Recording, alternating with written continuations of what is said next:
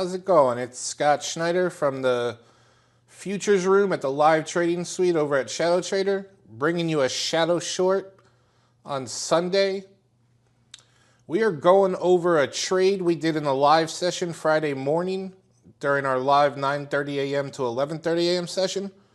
We opened in the ES with a true gap higher, meaning we opened outside of the previous day's range, not by a lot, but by enough to call it a true gap. And we filled early on, and then we proceeded to explore above the previous day's range. And we're about to get the 10 a.m. data, which caused a pretty aggressive sell. And I think, 2025 has definitely been showing that liquidation breaks and volatility is afoot, and headlines can cause the market to go, very sharply both directions. And so let's take a look at what that looks like in real time, and then I will speed it up when we go over where we took the trade. So this is just a minute before the data comes out. Everything is A-OK. And we are in A period, 9:30 a.m. to 10 a.m. You can see that we are, most of the activity has been above the previous day's range. So people are thinking good things. And we always like to be out of a position when data's coming, especially a directional futures position that is not hedged. So, we're big advocates of that.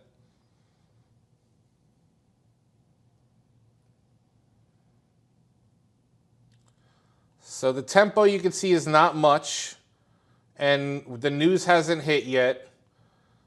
And when it hits, it hits.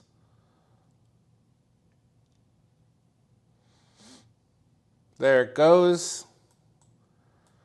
So now we have this sharp selling, or you could call it a liquidation break. I mean, it is on news, it's from data, and it's aggressive. The tempo, this is all at one regular speed. I didn't speed it up yet. I do plan on speeding it up, but right now, this is just real time, regular speed. And, we had a little bit of a taper here at this little liquidation break, and we didn't even get below the previous day's halfback. So that's, 50% of the day's range of the previous day, you call that halfback. That selling that seemed very aggressive did not get below it. Now, they will come back and get that, but they don't get below yesterday's RTH low, and that's what gives me the confidence to take a responsive long. So now I do have it 10 times the regular speed.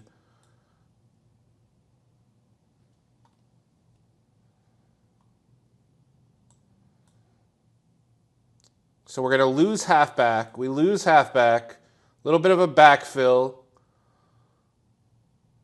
a little more selling, and the volume is light. It's not major volume, and every couple ticks down, it's met with this backfill.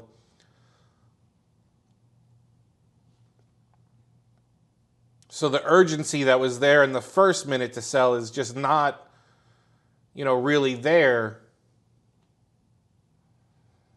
now. I mean, it's not nothing, but it's not there.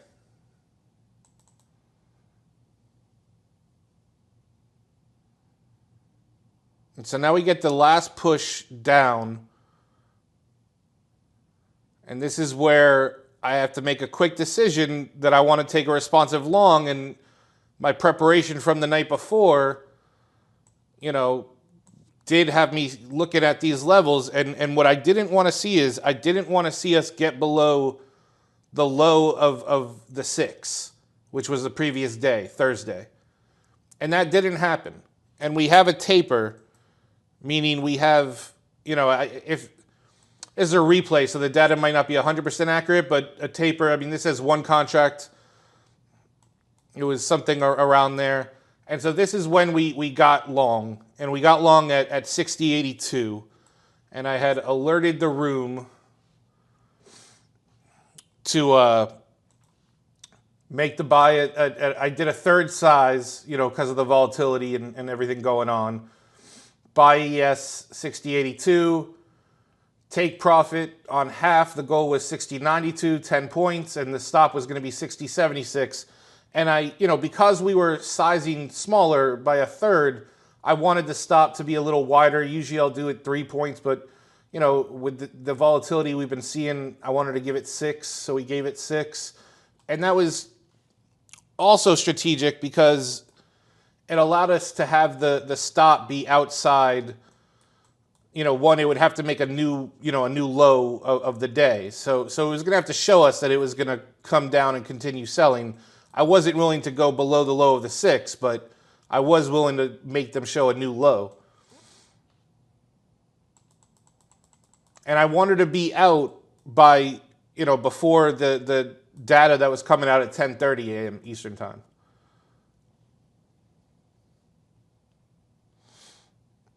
So we're long.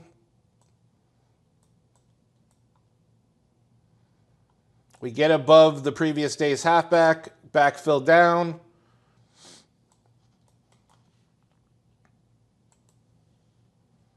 And at this point, we're out of the trade. And so we sold, you know, the first half at the goal, at the take profit at 60.92. I was trying to get us to the 8 EMA on the 5-minute. That was going to be the ultimate target at 60.98.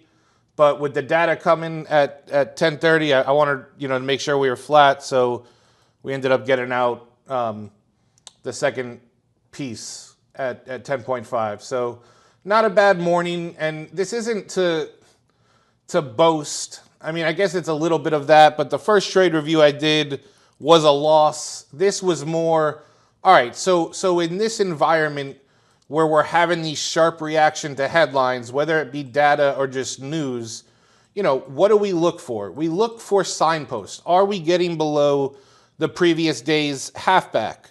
Are we getting below the previous day's RTH low? You know, are we getting below the weekly low? Like, just making sure that we're not just reacting impulsively to the quick tempo and then paying attention to if the tempo dies out or not. And obviously, as the day goes on, we didn't know this at the time, there was going to be more selling and more, you know, the trend was going to continue lower.